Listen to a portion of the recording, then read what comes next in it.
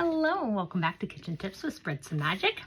Today we got a couple of them and we're going to do oil and vinegar don't mix, and they don't. Left to their own devices, these two liquids won't naturally combine, but you can make them. The only way to combine them is to whisk them together, or you could shake it like salad dressing, right? But eventually they will actually separate again. It's called emulsion in a vinaigrette. Unfortunately, as soon as you stop mixing the oil and vinegar, it breaks apart again. But you just gotta shake it. It's usually just in dressing that oil and vinegar go together. Never used canned goods that are past their best by date. There's a lot more leeway in best by than you think. The best by date printed on canned foods, now we're talking strictly canned foods, is not a hard and fast expiration date. It refers strictly to the manufacturer's recommendation for peak quality, not safety concerns.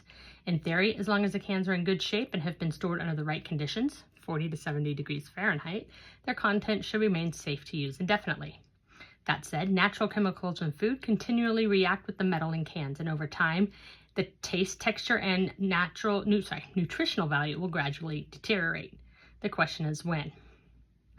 It's possible that some canned foods will last for decades without any dip in taste or nutrition. You also want to make sure like good shape means not a dented can.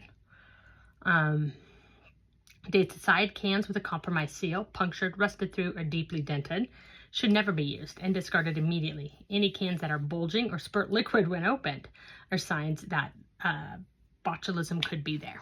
So, easy. Baking soda can remove unpleasant odors from your refrigerator or freezer. They actually sell boxes strictly for this. Unfortunately, a box of baking soda is not the magic bullet you hope it would be. Baking soda is sodium bicarbonate, an alkali used as a leavening agent in baking.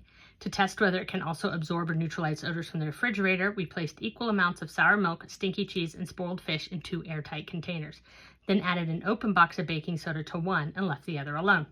We sealed the samples and let them sit at room temperature, and they smelled them 24 and 48 hours later. The results were inconclusive, with some sniffers claiming they couldn't detect much difference between the two, and some say they could. As it turns out, food scientists dismiss the notion that baking soda has deodorizing power in the fridge. While it does neutralize acids, the likelihood of gaseous molecules from acidic sour milk migrating through the refrigerator and interacting with the baking soda is slight. No single chemical has the ability to deactivate all complex gaseous chemicals that make things smell bad. And I know that is true with like a cut onion in the fridge. But don't rule it out altogether. When this comes directly with smells, it can make a difference. Removing onion and garlic smells from a cutting board.